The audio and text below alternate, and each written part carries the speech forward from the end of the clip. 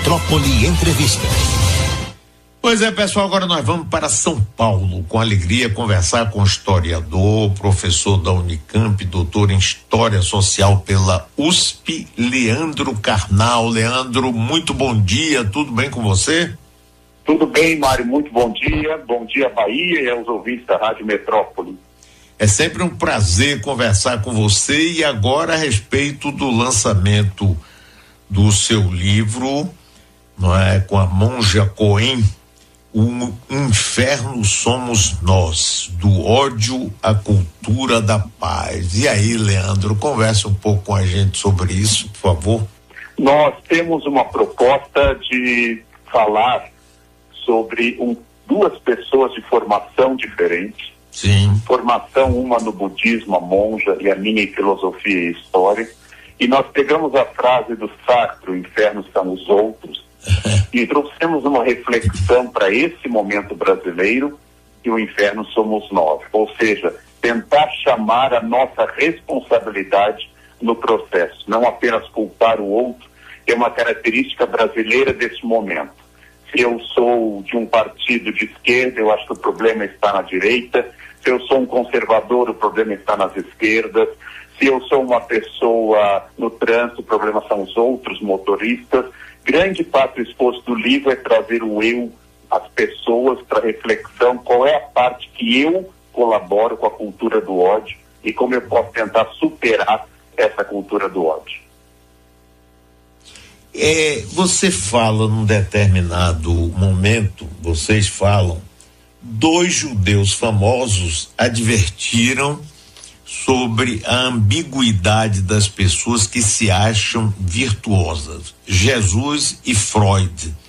O ódio em nome do bem é o pior de todos. É isso mesmo, Leandro? Jesus atacava muito um grupo chamado de fariseus na Palestina do século I, que ostentavam a virtude, eram homens de bem, cumpriam a lei, andavam regularmente em jejuns e contribuições ao templo, e não obstante de Jesus, eram sepulcros caiados de branco. Freud falou muitas vezes que o preconceito, o ódio, a vontade de eliminar o desvio, o comportamento sexual que não combine com a média, esconde desejos ao que a gente poderia chamar de pulsão de morte, ou seja, eu não permito que o outro seja ou faça aquilo que eu desejo que o outro seja ou faça. Então, tanto Jesus quanto Freud foram muito claros que quando eu tento fazer o bem em nome de uma sociedade melhor, eu posso, não sempre estou, mas posso estar escondendo coisas terríveis. E por que o ódio em nome do bem é o pior? Porque ele é feito de forma virtuosa, ele não é um ódio assumido.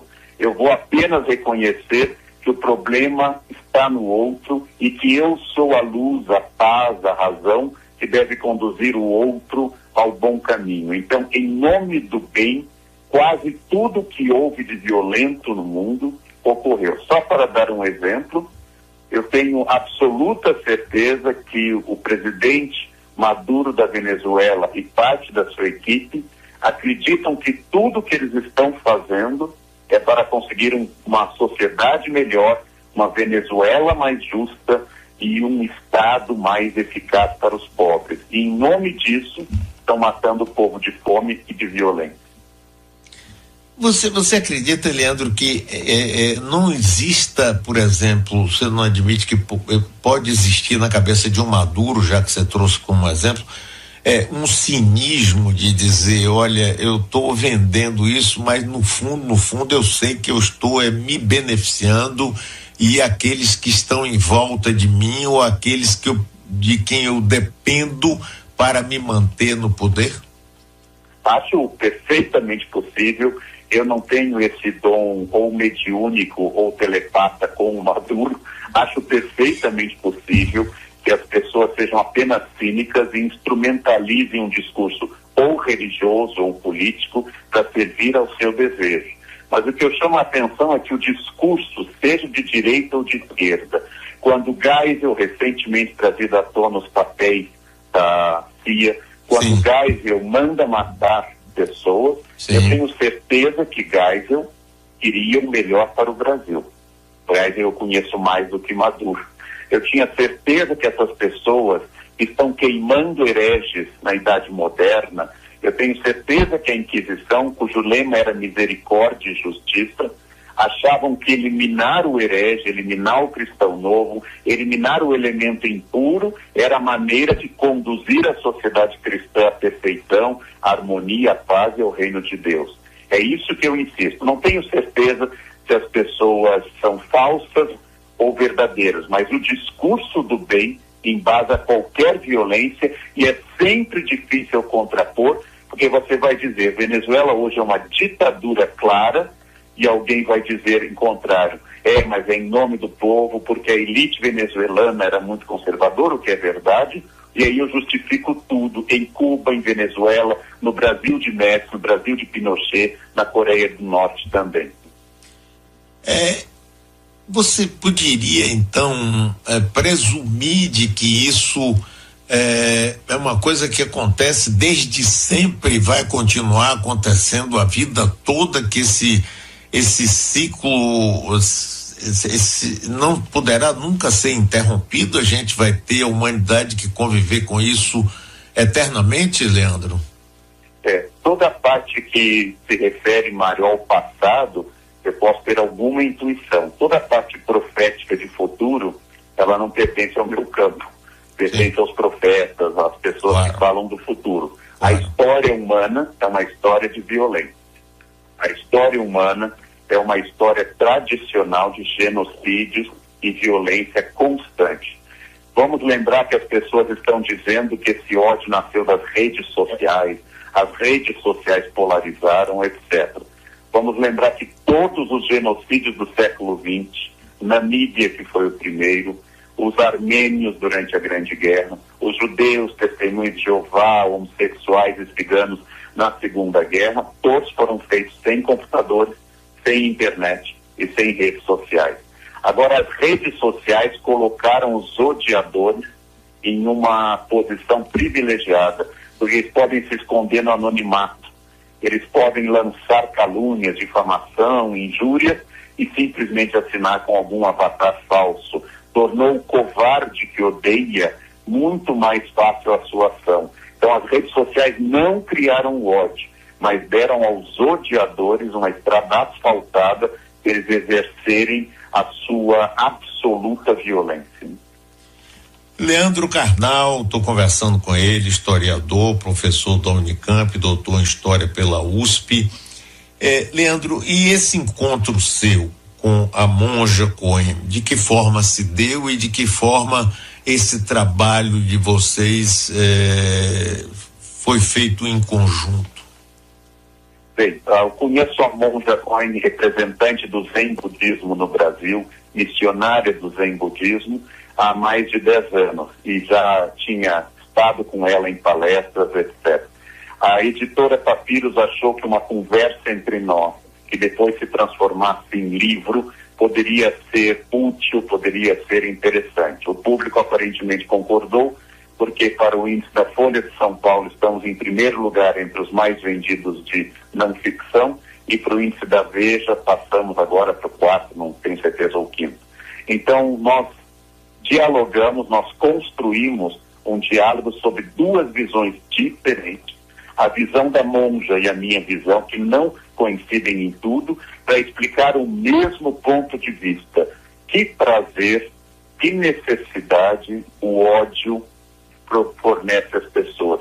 Que zona de conforto os odiadores atingem ao deslocar toda a maldade do mundo para o outro, ou seja, que o problema exclusivo esteja no outro. E nós debatemos esse tema em encontros que foram gravados no meu escritório, e aí dessa gravação nós corrigimos o texto para retirar o excesso de oralidade, e resultou nesse livro pequeno, mas cheio de ideias, que é exatamente O Inferno Somos Nós, cujo grande objetivo, como eu disse no início, é mostrar às pessoas a nossa capacidade de análise para que a gente se inclua no problema e para que a gente se inclua na solução do problema.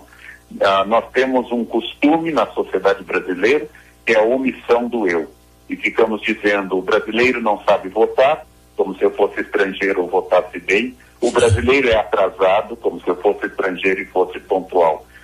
O convite do livro é o debate de ideias de duas fontes distintas, mas acima de tudo o foco: como superar a cultura da violência e introduzir uma cultura da paz.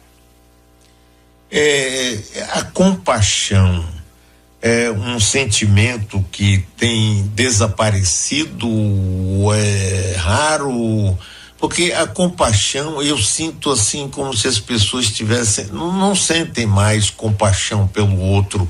Quer dizer, é aquela coisa de, para eu não ver, vê se eu estou correto, Leandro, para eu não ver o meu defeito, eu vou enxergar no outro aquilo que provavelmente é o meu problema. É assim? Essa denúncia, voltamos a Jesus, ela concorda com a sua visão, quando diz que os fariseus olham o cisco no olho do outro. Isso. E não olham o pedaço de madeira enorme que está no seu próprio olho. Compaixão no sentido de sentir junto com o pássio, no sentido de ter uma identidade de sentimento, empatia, ou sentir a favor, simpatia, é uma capacidade que eu tenho que tem duas fontes. A primeira é a religiosa, que diz que eu devo ver no outro sempre uma figura alvo da minha compaixão. E a segunda, mais racional, é que a única capacidade de viver em sociedade, o único caminho para constituir uma estabilidade social, é eu olhar para o outro não como inimigo, mas alguém diferente, que devo construir com essa pessoa diferente um espaço de convívio nos prédios, nas escolas, na rua e no trânsito. A única possibilidade racional da sociedade não degenerar na total violência é que eu interprete no carro que está à minha frente um outro ser humano que também quer chegar ao trabalho ou à casa, um ser humano similar a mim em sentimentos e que pode estar ou não abalado, mas eu tenho que ter uma identidade humana. Eu tenho que entender que no debate político, aparentemente, nós temos pessoas que querem o melhor. E quando não querem o melhor, mesmo assim continuam sendo humanos, e esse estatuto do humano é fundamental para estabelecer qualquer conversa, mesmo que a pessoa esteja errada ou esteja agindo de forma não ética. Não é relativismo que nós defendemos, existem coisas que não podem ser relativizadas, como racismo ou pedofilia, são crimes e são violações profundas da ética e da moral, mas que eu entenda nas outras questões não relativas a esses crimes, que existe um humano expondo a sua ideia, igual a mim, e que eu tenho que ouvir, inclusive para redarguir, para falar sem violência e sem ódio. Ou como diz a monja, citando uma tradição budista, que também é um verso de Drummond: a dor é inevitável, o sofrimento é opcional. Leandro Carnal, durante um momento que um país viva em crise, e nós temos vários exemplos na história e no Brasil de hoje, nós vivemos no Brasil de hoje uma crise econômica, uma crise social, uma crise ética, e isso faz com que o ódio aumente e às vezes nos leve a caminhos. Por exemplo, nós vamos ter uma eleição dentro de pouco tempo e é difícil de imaginar o que é que possa acontecer. Nós vimos exemplos no passado, por exemplo, a Alemanha pré-nazista, não é, com a crise brutal depois da quebra da Bolsa de 1929, que acabou levando à ascensão do nazifascismo e a guerra, morticínio, holocausto e etc. Mas voltando ao Brasil de hoje, essa crise que a gente vive, você acha que também gera pré-condições para que o ódio aumente? Bem, o povo da serpente, como diria o Bergman, isso, ou a cadela do fascismo está sempre no cio, como diria o Brecht, ele é um risco permanente para toda a sociedade nas tentações de ditaduras de esquerda ou de direita, de totalitarismos. E aí nós temos que entender uma coisa, falando a todos os brasileiros, particularmente da Bahia, daqui de São Paulo, mas vale para todos os brasileiros. Existem pessoas que lucram com o medo. Existem grupos que aumentam seu poder e justificam propostas absurdas com o medo. Existem organismos que querem que a gente fique apavorado e pegam uma crise passageira como se fosse o fim do mundo. E a internet magnifica isso. Então, o primeiro passo para não repetir os horrores que aconteceram em estados totalitários de esquerda, como Stalin, ou de extrema direita, como a Alemanha, é superar um pouco do medo e pensar que a única solução para que a gente possa conviver em sociedade é a democracia. Por isso eu disse, há vários pontos que os caminhoneiros têm razão e justificam uma ação, a não ser as violências ocorridas, mas justificam uma ação, mas nunca se pode apoiar a intervenção militar, porque em caso de intervenção militar, os caminhoneiros seriam atropelados por tanques, executados ou presos e torturados. Então ninguém pode pedir em uma manifestação que a gente cesse o direito de manifestação. E aí, como circulou na internet uma ideia que eu concordo, quando alguém lhe disser que é a favor de ditadura ou de intervenção, que são juridicamente a mesma coisa, já que não há nenhuma base jurídica para intervenção, você deve dizer, então comece a ditadura e cale a boca, porque em ditadura não se pode dar opinião. Leandro Carnal, você e a Monja têm previsão de lançar esse livro aqui em Salvador? Aí nós temos um problema, Mário, terrível. A minha agenda é insana, e a da Monja é zen, mas é insana também. O resultado é que para conseguir uma data que nós temos um lançamento em São Paulo, uma data para Campinas, nós temos que juntar duas insanidades, e aí isso é muito complicado. Eu gostaria muito, não apenas pela grande alegria que eu tenho todas as vezes que vou a Salvador ou outras cidades da Bahia, mas a alegria também de lançar em um grande centro, escutar, debater com o povo da Bahia essas ideias que valem para todos nós brasileiros, São Paulo, Rio Grande do Sul, Bahia ou Belém do Pará. Então essa é uma ideia que eu gostaria muito de lançar em Salvador, mas creia-me, achar um dia livre que coincida o meu com o da Monja tem sido um quebra-cabeça além da nossa capacidade, mas eu tenho isso na perspectiva e gostaria muito de fazer.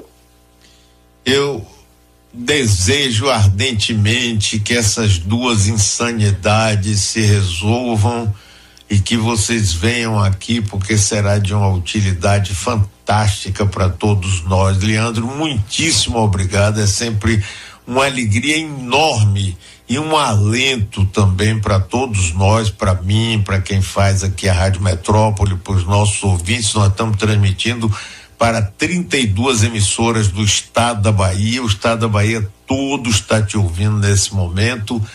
E muitíssimo obrigado, um grande abraço para você, Leandro. Um grande abraço, Mário, um abraço aos ouvintes da Metrópole e das outras emissoras, e gostaria de lembrar que o Brasil começou aí. Eu espero que aí seja sempre um local para refletir sobre o Brasil e seu futuro. Um bom dia de trabalho para todos nós. Muito obrigado.